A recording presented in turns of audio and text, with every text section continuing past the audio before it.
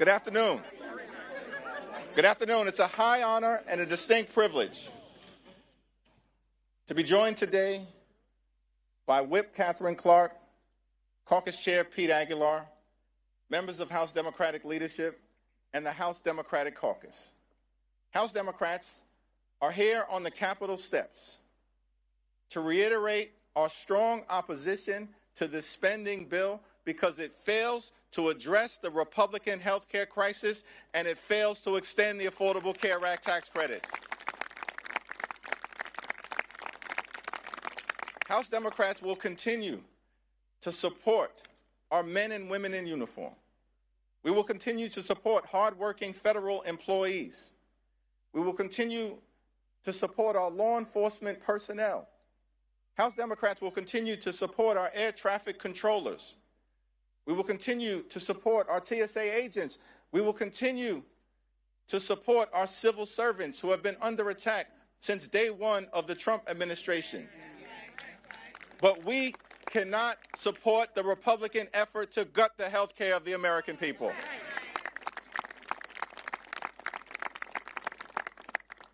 Today, House Democrats will introduce legislation to extend the Affordable Care Act tax credits for 3 years to make sure that tens of millions of Americans don't experience dramatically increased premiums, copays, and deductibles. We believe that working-class Americans, middle-class Americans, and everyday Americans deserve the same level of certainty that Republicans always provide to the wealthy, the well-off, and the well-connected. The same level of certainty. And so we're calling upon our Republican colleagues to join us and extend the Affordable Care Act tax credits. And we will be working hard today, tomorrow, and throughout the balance of this year to make sure that those Affordable Care Act tax credits are extended. Now, Republicans control the House, the Senate, and the presidency. They own the mess that has been created in the United States of America. They own it. In a few hours, we will convene on the House floor. And our message to the American people is no matter what happens on the floor later on today, our promise to you remains the same. House Democrats will continue to fight to make your life more affordable.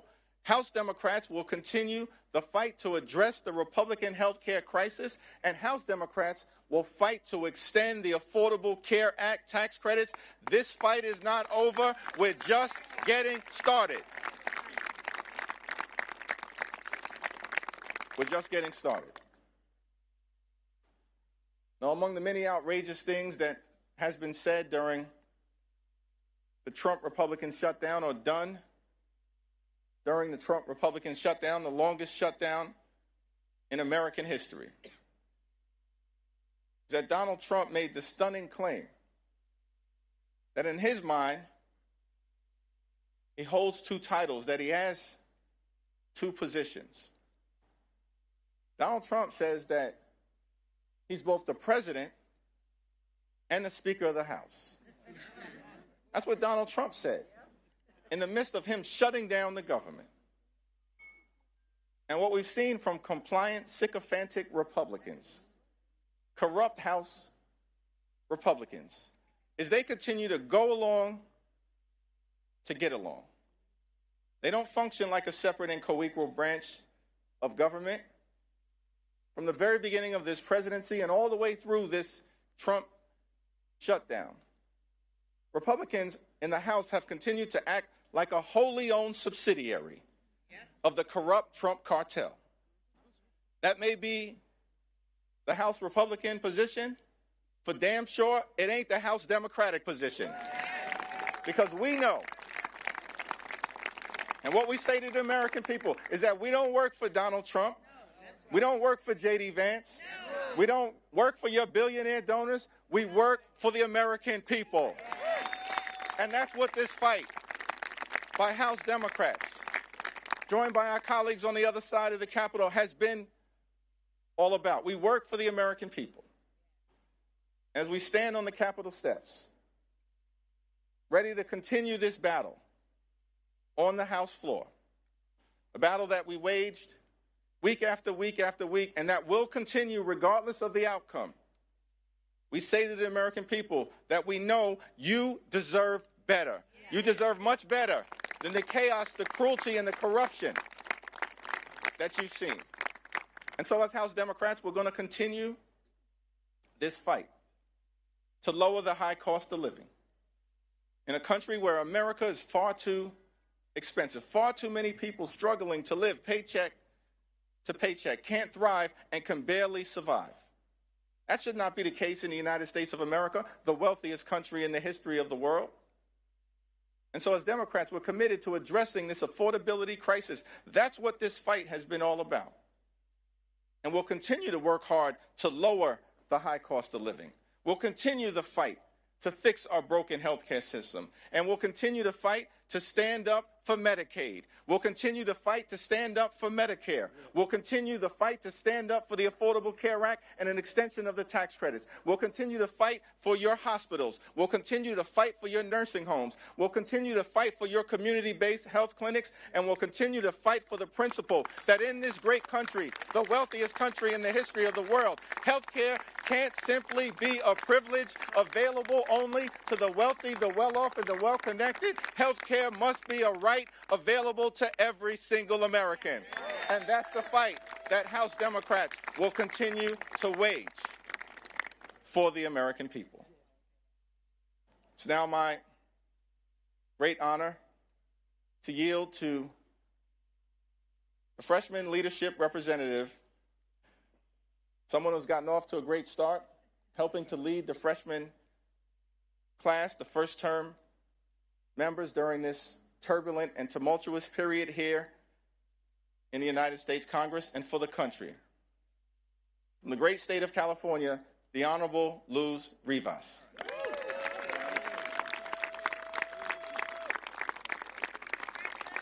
Thank you, Leader Jeffries, Whip Clark, and Chair Aguilar for your leadership. House Democrats are back in Washington, D.C., ready to vote once again to protect health care for working families across the country. Recently, I spoke with Speaker Johnson directly in the Capitol and hand-delivered stories from my and my fellow freshman colleagues' constituents who have been impacted by the Republican shutdown. This includes the story of Stephen Heller, a constituent from Van Nuys, which is in my district. Stephen and his wife are independent contractors who have to pay for their own health insurance. Because Republicans let the ACA tax credits expire, Stephen and his wife are facing a monthly health care premium increase of $1,000 per month in 2026.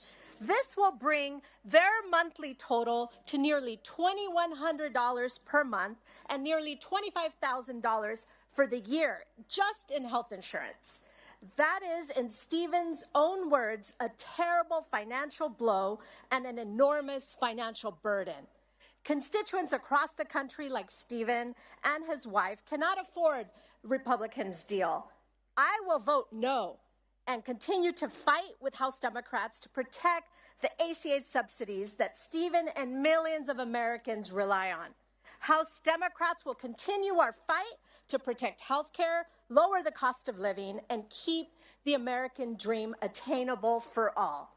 Thank you. And next, I'd like to introduce my amazing colleague from Michigan, Congresswoman McDonald Rivet.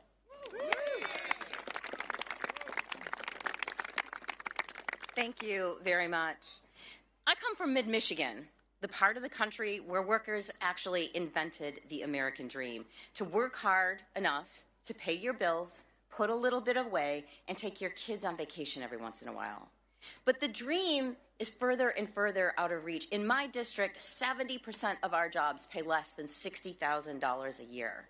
So this health care crisis that Republicans have created, $1 trillion in Medicaid cuts, and gutting the ACA in order to pay for the tax break for the ultra-wealthy, is making things so much harder.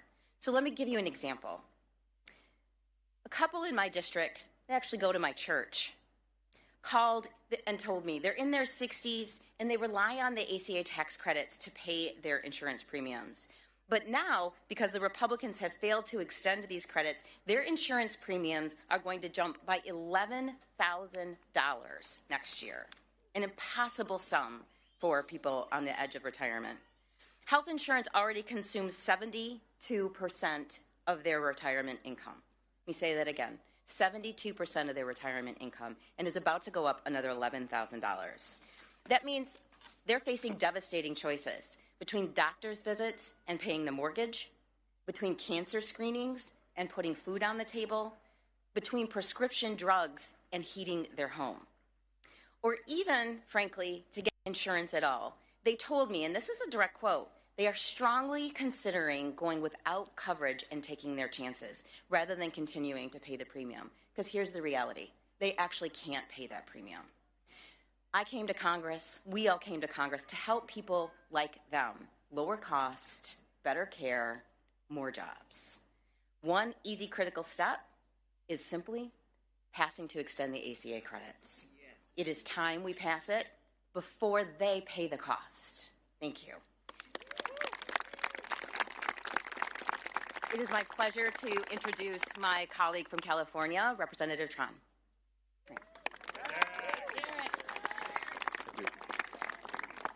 Good afternoon. I am Congressman Derek Tran, and I proudly represent Orange and LA counties in California's 45th district. Today, I want to share the story of Peter and Esther. Peter and Esther are retired and living in Orange County, California. They're on a limited income, and their health insurance costs are overwhelming. They pay over $18,000 every year just in health care premiums. And next year, their costs are going up to over $21,000. When you're retired and living on a fixed income, that kind of cost increase can be devastating. Peter has been trying to get his wife, Esther, on Medicaid so she can get the care she deserves without going bankrupt. But he keeps hitting roadblocks. The red tape, long lines, and staffing shortages preventing Esther from even being considered for Medicaid coverage is harmful to our country. And instead of joining us to fix this crisis, the Republican majority has demanded more cuts, causing more pain and suffering for the American people. I am here today for people like Peter and Esther. They deserve better than this. Every American deserves better than this. While we're fighting for health care, Republicans are fighting for tax cuts for the billionaires. I'll keep fighting to make sure people like Peter and Esther can afford the care that they deserve. And I hope our colleagues on the other side of the aisle will join us. Thank you so much. It is with great privilege that I introduce and yield time to Congresswoman Sarah McBride from the great state of Delaware. Thank you so much, Representative. Thank you so much, Leader Jeffries, Whip Clark, and Chair Aguilar for bringing us together today.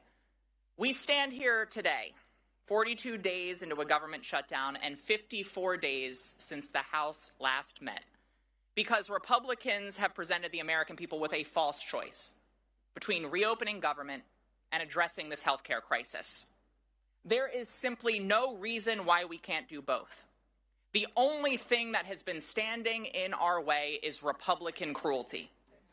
Republicans have played a game of chicken with food assistance, travel safety, and federal paychecks, all because they will stop at nothing to cut your health care. The only thing that congressional Republicans are more loyal to than Donald Trump is to cutting the health care of the American people. Let's be clear. This health care crisis is a choice by congressional Republicans and Donald Trump, who have inserted a $1 trillion bomb into the American health care system. And it is starting to go off. Millions right now are facing skyrocketing premiums. The largest cut to Medicaid in American history is on the horizon. Rural hospitals will close. Doctors' offices will shutter. Donald Trump loves to own things and slap his name on them. Well, he now owns the American healthcare system. It is Trump care. Millions losing coverage, that's Trump care. Americans paying more for insurance, that's Trump care. Everyone having to drive longer and take more time off work, that is Trump care. Donald Trump and congressional Republicans have raided your health care and used that money as a piggy bank to reward their donors with massive tax breaks. Cruelty is the currency of his corruption, because Donald Trump only cares about himself, his ballroom, and his billionaire buddies, and he certainly doesn't care about you. House Democrats are here for everyone, whether they voted for us in the last election or not. I'm here on behalf of all of my constituents, including a family of 4 in Middletown who will see their premiums skyrocket by $10,000 next year. That's why we are all voting against this budget, and it's why we will not stop until every single American can get the health care that they need to live and thrive in America. Thank you all very much. And it is now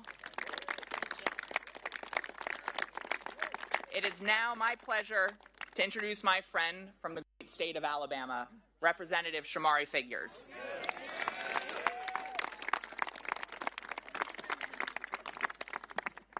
Thank you. House Democrats just spent the better part of the last 40-plus days fighting to keep health care affordable for millions of Americans, while our House Republican colleagues were on a taxpayer-funded vacation. During this shutdown, the realities hit home for a lot of people. Mothers had to worry about how they would take care of their children, their babies, without WIC. Families stood in pantry lines. Families are still standing in food pantry lines.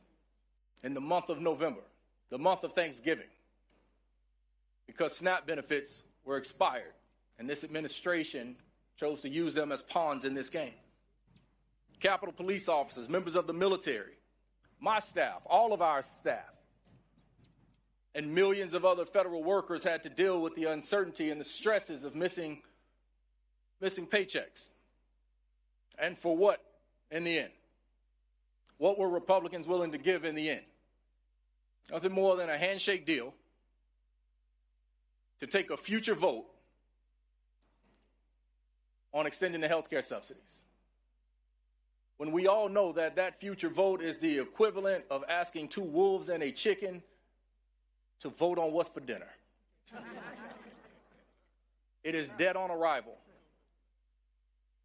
It is dead on arrival. Now, I can speak to you as someone from a different perspective. A lot of us represent districts where we can talk about what could happen or what may happen. Let me tell you about what my district looks like in the state of Alabama. And it doesn't look too dissimilar from my fellow colleague from Alabama, Congresswoman Terry Sewell's district. I got about 50,000 people in my district who are slated to see their health care premiums on average nearly double. And this is in a district where the individual median income is just north of $32,000. I have 13 counties in my district. 10 of them either do not have a hospital because it has recently closed, or their hospital is on literal life support and they have to go to a county commission or a city council every single month to make payroll. And the largest hospital in Montgomery, Alabama, the state's capital, is in the midst of a bankruptcy and also facing risk of closure.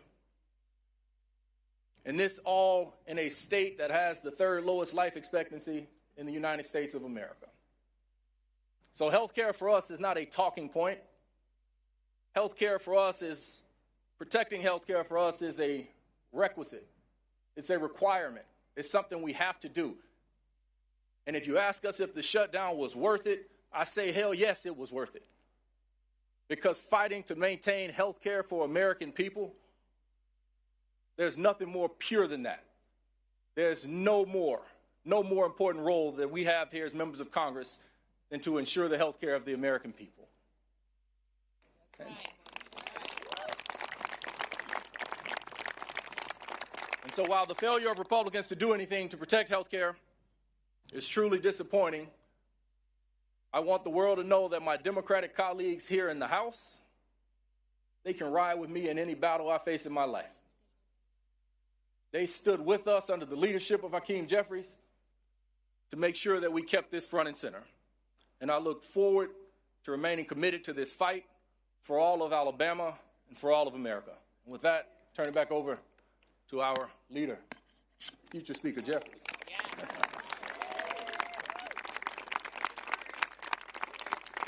I want to thank all of our distinguished colleagues who spoke so powerfully and eloquently about the nature of this fight that we continue to wage on behalf of the American people.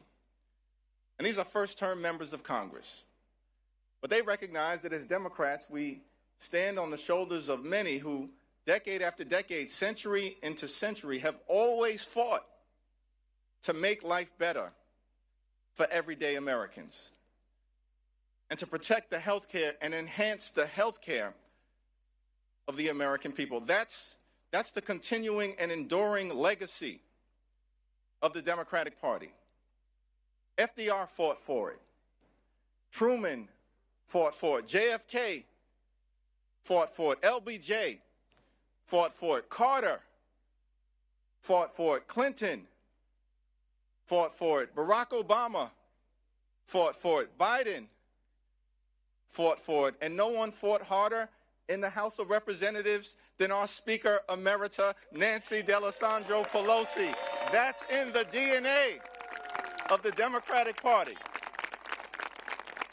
From FDR to Nancy Pelosi to these first-term members.